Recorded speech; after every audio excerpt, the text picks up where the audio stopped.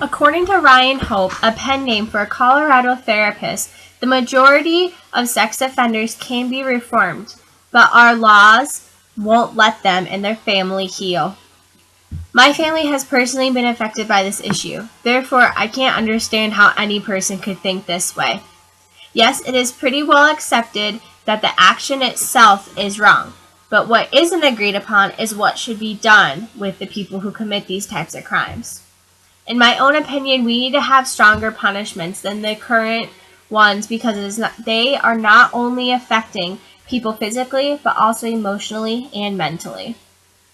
A sex offender is an individual who has confessed to or been convicted of committing a sex crime, including rape, child molestation, and or downloading internet or distributing child pornography, according to an encyclopedia written by Mr. Simpson.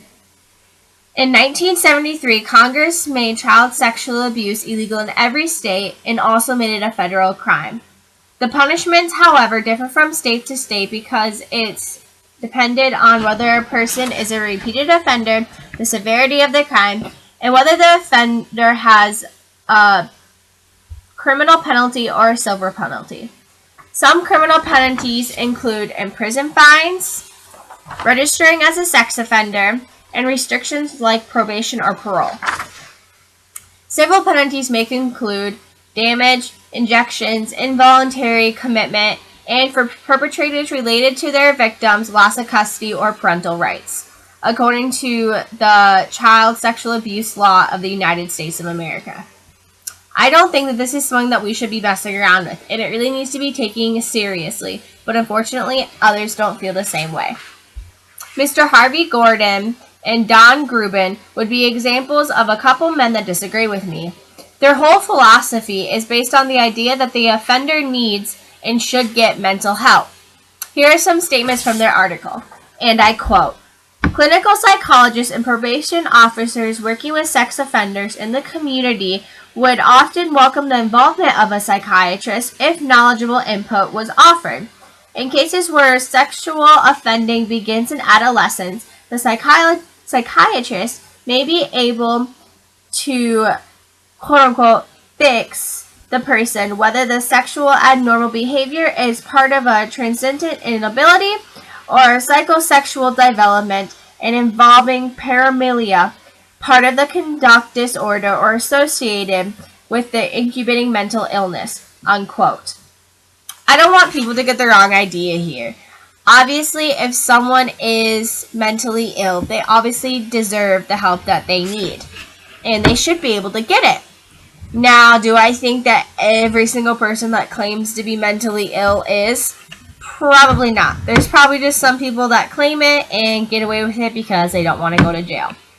How I think this should be solved is that we should have more than one psychiatrist do a different evaluation. That way, we can be more sure, or at least try to be more sure, that they really are mentally ill and need the help. Ryan Hope is another man who disagrees with my philosophy on this issue. And I quote, sex offender laws are graciously, cruel and assume that all sex offenders are dangerous psychopaths. However, the vast majority can be rehabilitated and lead productive lives. Most sex offenders deserve compassion. Supportive relatives prefer not to allow ex-offenders live in their homes because their address is posted on sites like Megan's Law. Families can be ripped apart. The very people the ex-offender needs to be healing are placed out of reach, unquote.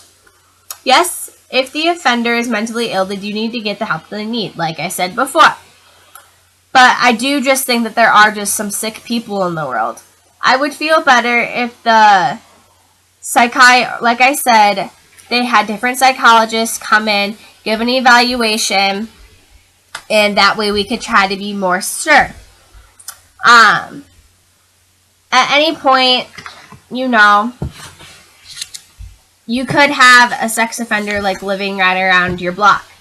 What I would want to say to these men that disagree with me on my point is that would you want your kids playing at that park if a sex offender lived across the street, or go to that school where a sex offender lived across the street? Like I said before, my family was personally affected by this issue. I found out a couple summers ago that my cousin had been a victim of incest. His older brother had been raping him for about 12 years before he came clean.